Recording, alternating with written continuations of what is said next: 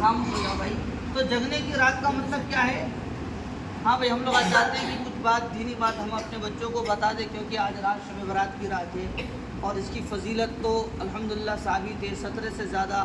راویوں نے روایت کی ہے اور یہ حدیث ثابت ہے، اور اس کی فضیلت، اس کی اہمیت بھی، اس کی عبادت بھی ثابت ہے. لیکن لوگوں میں مشہور یہی ہے کہ بولے یہ جگنے کی رات ہے، اور جگنے کا مطلب وہ لوگ یہ نکالتے ہیں کہ شہروں میں گاڑیاں پھراتے لیتے ہیں، ادھر ادھر چیزیں کر لیتے ہیں، کھا پی لیتے ہیں، ٹائم ویسے ہی گزار دیتے ہیں اور وہ سمجھتے ہیں کہ یہ ہمارے لیے عبادت ہے. یہ ہم سب کی بڑی بیوقوفی ہے اور ہماری یہ نادانی ہے، اور ہمیں اس کا صحیح علم ہے نہیں کہ ہم لوگ جو یہ چیز کر رہے ہیں تو یہ جگنے کا مطلب بھی ہے کہ نہیں ہے. اس لیے ان چیزوں سے بچنا چاہیے، بلکہ جگ کر کے ہمیں ان کے ہر لمحے کو ہمیں جو ہے نا اس میں عبادت کرنی چاہیے اور اس کو موقع غنیمت سمجھنا چاہیے. اس میں ہم سب کو قرآن کی تلاوت، نفل نمازیں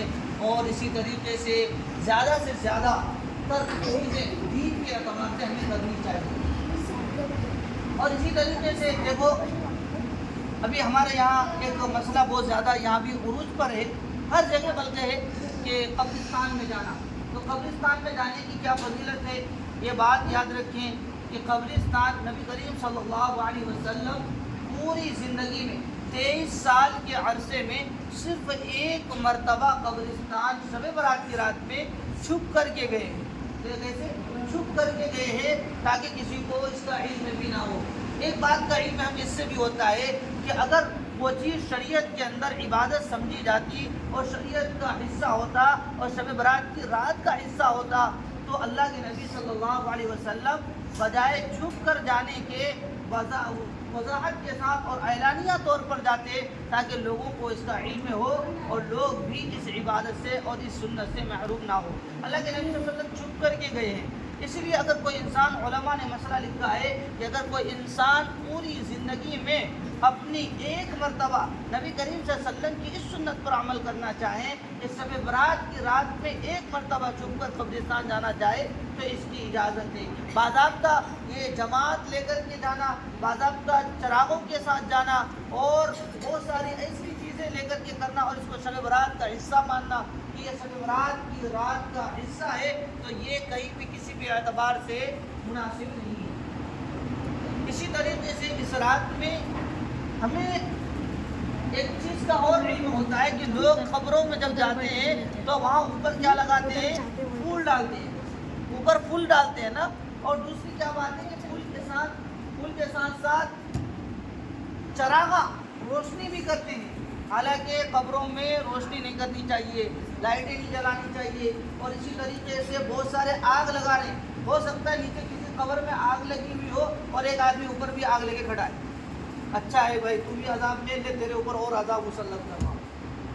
یہ تو کہیں بھی کسی بھی اعتبار سے بات صحیح نہیں ہوئی نا کہ آپ جو ہے نا بچوں کو، ایک تو آدمی کو عذاب قبر ہو رہا ہے، آگ لگی پڑی ہے، پھر اوپر سے جا کر کے آگ جلا کر کے اس کے آگ میں اور اضافہ کر رہے ہیں. یہ انسانوں کی نادانی ہے اور حماقت کی بات ہے. یہ چیزیں رسول اللہ صلی اللہ علیہ وسلم اور صحابہ سے ثابت نہیں. اسی طریقے سے جو گلاب پھول ڈالتے ہیں، پہلی بات تو یہ اللہ کے نبی صلی اللہ علیہ وسلم کے زمانے میں گلاب پھول تھا ہی نہیں، نہ صحابہ کے زمانے میں گلاب پھول تھا. جب ان کے زمانے میں پھول تھا ہی نہیں یہ گلاب پھول اور اللہ کے نبی نے ڈالا ہی نہیں، تو آج کے زمانے میں جب یہ پھول پیدا ہوا تو ہم کس کی اتباع کرتے ہوئے یہ پھول قبر میں ڈال رہے ہیں؟ یہ بھی سوچنے کی بات ہے. اور لوگ اس کو دلیل بناتے ہیں اور لوگ کبھی تو لوگ ایک دلیل دی جاتی ہے کہ نبی کریم صلی اللہ علیہ وسلم ایک مرتبہ قبرستان سے گزر رہے تھے تو دو قبر کو اللہ کے نبی صلی اللہ علیہ وسلم کو وحی کے ذریعے سے بتایا گیا کہ اس کے اندر عذاب قبر ہو رہا ہے. تو اللہ کے نبی صلی اللہ علیہ وسلم نے فرمایا کہ ان دونوں قبر پہ جو عذاب ہو رہا ہے بہت بڑے گناہ کی وجہ سے اس پر عذاب قبر نہیں ہو رہا ہے، بلکہ ایک کا اس میں سے گناہ تو یہ تھا کہ وہ چغلی کیا کرتا تھا، غیبت کیا کرتا تھا، بیک بیٹنگ کیا کرتا تھا، پیٹھ پیچھے برائیاں بیان کرتا تھا، جس کی وجہ سے اس کے قبر میں آگ لگی ہوئی ہے. اور اسی طریقے سے اللہ کے نبی صلی اللہ علیہ وسلم نے دوسری قبر کے تعلق سے فرمایا کہ یہ قبر میں جو عذاب ہو رہا ہے کہ یہ پیشاب کے قطروں سے، پیشاب کے چھینٹوں سے نہیں بچتا تھا، اس وجہ سے دوسرے قبروں میں کیا ہو رہی ہے؟ عذاب ہو رہا ہے. اور اسلام نے تو اللہ کے نبی نے کہا کہ استنزہوا من البول فإنها متاع عذاب القبر، جو پیشاب کے چھینٹوں سے، پیشاب کے خطروں سے انسان کو بچنا چاہیے اور اپنی حفاظت کرنی چاہیے تاکہ اس کے خطرے انسان کے اوپر نہ ہو اور عذاب قبر نہ ہو. عام طور پر جو عذاب قبر ہوتا ہے پیشاب کے خطروں سے نہ بچنے کی وجہ سے ہوتا ہے۔ اسلام نے بہت ہی خوبصورت منظر پیش کیا ہے اور اسلام نے بہت ہی خوبصورت ہم سب کو دین عطا کیا ہے اور ہم سب کو یہ چیزیں بطور تعلیم کے دی کہ اللہ کے نبی صلی اللہ علیہ وسلم کبھی بھی کھڑے ہو کر پیشاب نہیں کیے، بلکہ بیٹھ کر سنت طریقہ، بہتر طریقہ جس طریقے سے پیشاب کرنے کا ہے اللہ کے نبی صلی اللہ علیہ وسلم اس طریقے سے کیے تاکہ پیشاب کے قطرے انسان کے جسم پہ نہ گرے اور اس سے محفوظ ہو، اور اس سے محفوظ ہونا قبر کے عذاب سے محفوظ ہونا ہے۔ آج بہت سارے مذاہب ہیں، بہت سارے لوگ ہیں، لیکن ان لوگوں کے یہاں یہ چیزیں نہیں ملتی، وہ لوگ کھڑے ہو کے پیشاب کرتے ہیں اور ان کے قطرے ان کے کپڑوں پہ گرتے ہیں، جس کی وجہ سے وہ عذاب قبر تو ہوگا ہی، جہنم کا بھی تو وبال ہوگا، ہر چیز میں وہ لوگ مبتلا ہے۔ تو اسلام نے بہت ہی خوبصورت ہمیں دین ہمیں پیش کیا ہے اور ہمیں چاہیے کہ ہم اپنے اسلام کی قدر کریں۔ ان کا یہ ہر موقع، ان کی ہر جو وقت کو ہم اپنے لیے موقع سمجھے اور اس پر عمل کرنے کی حد الامکان کوشش کریں۔ اسی طریقے سے اس رات میں چائے پی سکتے ہیں۔ اسی طریقے سے کل کے روزے کے بارے میں کوئی آدمی یہ روزہ رکھنا چاہے اس کے بارے میں منع نہیں ہے، سومو روزہ رکھ سکتا ہے، قوموا لیلا وصوموا نہارا لکھنے سے وہ دن کو روزہ رکھ سکتا ہے، لیکن باضابطہ اس کو فرض سمجھ لینا یا ضروری سمجھ لینا یہ بھی کسی بھی حد تک درست نہیں ہے۔ اور اسی طریقے سے ایام بیت کے تعلق سے آج کا بھی کوئی روزہ رکھ سکتا تھا، 13، 14، 15 3 دن ہر مہینے اللہ کے نبی صلی اللہ علیہ وسلم کیا رکھا کرتے تھے؟ روزہ رکھا کرتے تھے۔ تو اس طریقے سے بھی اگر روزہ رکھنا چاہے تو اس کی بھی اجازت ہے، لیکن باضابطہ شب برات کا روزہ بول کر کے فرض یا واجب کے درجے میں اس کو سمجھ لینا یہ غلط بات ہے۔ تیسرا مسئلہ یہ ہے کہ بہت سارے لوگ حلوہ بناتے ہیں اور اس کو شب برات کا حصہ سمجھتے ہیں۔ بھائی حلوہ حرام تو نہیں ہے، حلوہ تو کیا جائز ہے، کھا سکتے ہیں، لیکن باضابطہ شب برات کی رات کو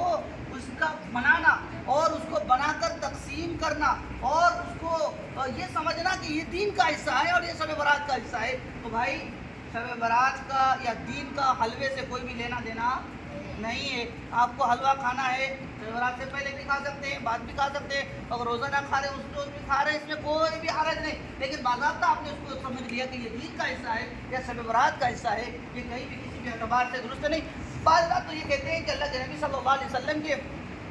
دندان مبارک جنگ احد میں شہید ہو گئے تھے، تو جس کی وجہ سے اللہ کے نبی صلی اللہ علیہ وسلم نے حلوہ کھایا اور حلوہ تقسیم بھی کیا، اور وہ جو جس رات تقسیم کیا نا تو لوگ کہتے ہیں کہ وہ شعبان کی رات تھی۔ ان لوگوں کو علم نہیں ہے، ان لوگوں نے حدیثوں کی کتابوں کے ورق کی گردانی نہیں کی ہے، قرآن و حدیث اس نے سمجھا نہیں ہے۔ یاد رکھے تاریخ گواہ ہے کہ یہ جنگ احد جو پیش آیا ہے وہ سن 3 ہجری کے اندر شوال کے مہینے میں وہ پیش آیا ہے۔ رمضان سے پہلے کیا ہے؟ شعبان، اور رمضان کے بعد کیا ہے؟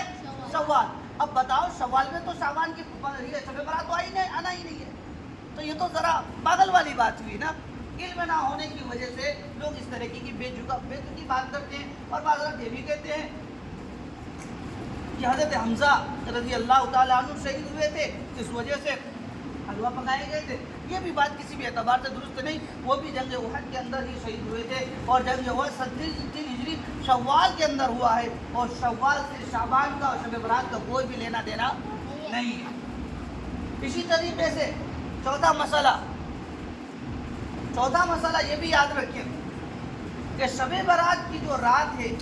انسان کو میت کے لیے استغفار کرنی چاہیے، خود کے لیے دعائیں کرنی چاہیے، اور جتنا موقع میسر ہو اتنی کرنی چاہیے۔ نیند آنے پر آپ آرام بھی کر سکتے ہیں، ایسا نہیں ہے کہ آپ پوری رات بیدار تو ہیں اور جا کر کے آخری رات میں آپ ادھر سے سنت نوافل پڑھی اور جب فجر کا عین وقت آیا ہے 1 گھنٹہ پہلے سو گئے اور پتہ چلا کہ فجر غائب کر دی۔ تو کسی سنت کو یا کسی استحبابی عمل کو یا کسی نوافل کے لیے آپ کا فرض کو چھوڑنا یا فرض کی نہ پانا، یہ تو ہم سب کے لیے بڑی افسوس کی بات ہے کہ ہم فرض کو ترک کر رہے ہیں ایک سنت کی وجہ سے یا ایک نفل کی وجہ سے، جو کہ درست نہیں۔ ٹھیک ہے نا بھائی؟ اس لیے گھر میں جا کے بتاؤ کہ قبرستان جانے کا جو آداب ہے وہ آج کے نہیں بلکہ روزانہ قبرستان جانا چاہیے، موت کو یاد کرنی چاہیے، اس سے انسان ایکٹیو ہوتا ہے، اس سے انسان دنیا کی خواہشات میں پڑنے سے زیادہ اللہ کے دین کی فکر کرتا ہے، اس لیے قبرستان میں جانا چاہیے، روزانہ چاہیے۔ بلکہ بڑوں نے تو یوں کہا ہے، کتابوں میں لکھا ہے کہ ایک صاحب تھے،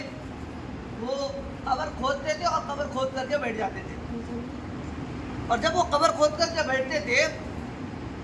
تو لوگ ان سے پوچھتے تھے کہ حضرت یہ آپ کا کیا ماجرا ہے کہ آپ قبر کھود کر کے بیٹھ جاتے ہیں، یا یہ کہ قبر کھود کر کے وہاں بیٹھے رہتے ہیں، کبھی روتے رہتے ہیں؟ تو کہنے لگا کہ یہ قبر وہ قبر ہے کہ جب میں یہاں آتا ہوں تو مجھے مرنے کے بعد تو آنا ہے، تو مرنے کے بعد میری زندگیاں کیسی ہوگی اس کی فکر میں اس دنیا میں رہ کر کے اس قبر میں بیٹھ کر کے کرنا چاہتا ہوں۔ جب میں یہاں آتا ہوں تو میں دنیا کو بھول جاتا ہوں، اور دنیا جو مجھے برباد کرنے کے دہانے پہ ہے، شیطان جو مجھے دھوکے پہ دھوکے دیے جا رہے ہیں، شیطان جو میرے ایمان کو خراب کرتے ہوئے جا رہے ہیں، میں جب یہاں اس طریقے سے بیٹھتا ہوں تو مجھے اپنے ایمان کی فکر ہوتی ہے، اپنے دین کی فکر ہوتی ہے، اپنے نبی کی شریعت کی فکر ہوتی ہے، اپنے قرآن کی فکر ہوتی ہے، اپنے بال بچوں کی، اپنے اولاد کی تربیت کی، صحیح تربیت کی فکر ہوتی ہے کہ اگر میں صحیح کروں گا تو یہ میرا ٹھکانہ جو ہے وہ صحیح ہوتا جائے گا، اگر میں ادھر نہ رہا تو میرے ٹھکانے صحیح نہیں ہوں گے۔ تو بزرگ اور علماء سلف وہ اسی وجہ سے جایا کرتے تھے کہ ہمارے ایمان بھی تازہ ہو، اور ایمان کے ساتھ ساتھ ہمارا ایمان بھی مضبوط ہو، اور ایمان کے مضبوط ہونے کے ساتھ ساتھ فکر آخرت ان کے دلوں میں رچ اور بس جائے۔ اس واسطے سے ہر انسان کو قبرستان جانا چاہیے، روزانہ جانا چاہیے، نہ ملے تو ہفتے میں جاؤ، نہ ہو وہی موقع تو مہینے میں کم سے کم تو قبرستان ایک مرتبہ انسان کو جانا چاہیے۔ اور اگر قبرستان سے انسان دور ہی دور ہے، قبرستان سے غافل لوگ وہ دنیا پرست لوگ ہوتے ہیں، دنیا کی پوجا کرنے والے ہوتے ہیں، خواہش پرست لوگ ہوتے ہیں، اپنی نفسانی خواہشات کی اتباع کرنے والے ہوتے ہیں، جو قبرستان کو جانا نہیں چاہتے، قبرستان سے دور رہتے ہیں۔ اس لیے صرف یہ شب برات کی رات کا حصہ نہیں ہے کہ یہ شب برات کی رات سمجھ کر کے ہم اس دن کو اس کا ایک اعتباری طور پر دے کر کے ہم باضابطہ اس رات کو جا رہے ہیں، اور اس کے علاوہ ہم نے قبرستان کو فراموش کر دیا اور پتہ چلا ہم مر گئے، ہمارے قبر دیکھنے کوئی اور آ رہے۔ اس لیے یہ حرکت نہیں ہونی چاہیے، بلکہ ہر روز انسان کو قبرستان جا کر کے سلام عرض کرنا چاہیے، اور اپنے آپ میں بھی اللہ رب العزت سے اپنے دین کی فکر کے بارے میں اور اپنی آخرت کے حوالے سے انسان کو اپنے معاملات کو صاف کرنا چاہیے۔ اسی طریقے سے ہم نے ابھی یہ بھی کہا کہ حدیث مبارکہ میں آتا ہے کہ رات میں ہر آدمی کی مغفرت تو ہو جاتی ہے، لیکن کچھ آدمی ایسے بھی ہوتے ہیں جس کی مغفرت اس رات میں بھی نہیں ہوتی۔ کوئی تفصیل کا موقع نہیں ہے، لیکن ایک بات یاد رکھنا، بچے آپس میں طلبہ لڑ لیتے ہیں اور ان کے اندر نااتفاقیاں پیدا ہو جاتی ہے، اور دلوں میں کسی نہ کسی اعتبار سے ایک نفرت اور ایک کینہ، ایک حسد، یہ چیزیں جنم لے لیتی ہے۔ اسی لیے طلباء سے گزارش ہے کہ یہ طلباء اپنے ان شکایتوں کو اور جس کے اکارڈنگ جس کے ساتھ وہ لڑا جھگڑا ہے وہ اپنے معاملے کی صفائی کرے اور معافی تلافی کرے، اور جس طریقے سے یہاں آپ معافی تلافی کریں گے اسی طریقے سے رات میں آپ کی مغفرت کی جائے گی، اور اگر نہیں کریں گے تو مغفرت نہیں کی جائے گی۔ حدیث میں آتا ہے کہ اللہ کے نبی صلی اللہ علیہ وسلم نے فرمایا کہ یہ رات جو ہے، اس رات میں اللہ رب العزت بنو کلب کی بکریوں کی تعداد میں ان کے بالوں کے برابر لوگ اللہ رب العزت لوگوں کو اللہ رب العزت جہنم سے بری کرتے ہیں، ان کی مغفرت فرماتے ہیں۔ اور بنو کلب کی بکری ایک آدمی کے پاس 200 بکریاں ہیں، تقریباً تعداد کے اندر 20,000 بکریاں ہیں، 20,000 بکریاں، اور ایک بکری کے سوچو کتنے بال ہوں گے، اتنے بال کے تعداد کے برابر اللہ تعالیٰ جہنمی کو بری کرتے۔ تو یاد رکھیے، ہو سکتا ہے کہ میرے اعمال صحیح نہ ہو، میں بھی جہنمی ہوں، تو جہنمی سے بری ہونے کے لیے آج ہی ہمیں اعمال صحیح کرنے پڑیں گے اور اپنے اعمال کی اصلاح کرنے پڑیں گے کہ میں بھی اگر جہنم سے بچا کر کے جنت دے دیا جائے، مجھے جنت مل جائے تو ہم کیا ہو جائیں گے؟ جہنم سے بری ہونے والوں میں ہمارا شمار ہو جائے گا، اور اس حدیث کے تحت ہم بھی اس حدیث کے اندر داخل ہو جائیں گے۔ ٹھیک ہے نا بھائی؟ اسی لیے اپنے آپ کو بدعات سے بچانا ہے، اپنے آپ کو شریعت کے خلاف چیزوں سے بچانا ہے، جگنے کی راز سمجھ کر، عبادت کی راز سمجھ کر۔ یہاں جو مشہور ہے، باہر پھرنا نہیں ہے، چائے وغیرہ میں لگ کے رہنا نہیں ہے، دیگوں میں بریانی کے وہ اس میں لگ کے رہنا نہیں ہے، بلکہ ہاں اتنے ایکسیڈنٹ ہوتے ہیں، بجائے اللہ تعالیٰ ان کی مغفرت فرماتے، دوسرے کو تکلیف دے رہے ایکسیڈنٹ کر کے، وہ اس کو معاف کیا فرمائیں گے؟ وہ الگ سے ایک گناہ اپنے اوپر لیتے ہیں۔ ایکسیڈنٹ شہروں کے اندر ایسے واقع ہوتے ہیں، اور باہر جا کر کے ایک چل رہے ہیں، سگریٹ پہ سگریٹ، تمباکو پہ تمباکو، 24 لے رہا ہے، تو کوئی کیا لے رہا ہے، کوئی نورتن لے رہا ہے، کیا لے رہا ہے؟ یہ ساری چیزیں لے کے کھا پی رہا ہے، تو یہ چیز صحیح نہیں ہے۔ اس لیے آپ کو بہتر سے بہتر اس رات میں آپ کو اللہ تعالیٰ نے اگر یہ رات آپ کو میسر کیا ہے، یہ موقع فراہم کیا ہے، تو آپ صحیح عبادت کر کے اپنی زندگی کو سنواریں۔ آپ کو کیا دعا کرنی ہے؟ یا اللہ مجھے صحیح باعمل حافظ قرآن بنا دیجیے، اپنے والدین کی اطاعت کرنے والا بنا دیجیے، ان کے فرما بردار اولاد بنا دیجیے۔ یا اللہ مجھے ایک کامیاب استاد بنائیے، کامیاب طالب علم بنائیے۔ یا اللہ نبی علیہ السلام کی شریعت کو فالو کرنے والا بنائیے، ان کی اتباع کرنے والا بنائیے۔ یہ قرآن جو آج مجھے سیکھنے میں، یاد کرنے میں، پارا سبق آموختہ وغیرہ دینیات کے جو مسائل ہیں اور ہمارے جو مسائل ہیں وہ جو سمجھ میں نہیں آ رہا ہے، یا اللہ اس کو سمجھنے میں آسانی کا معاملہ فرمائیے۔ اس طریقے کی دعا کیجیے، اپنے حافظہ کے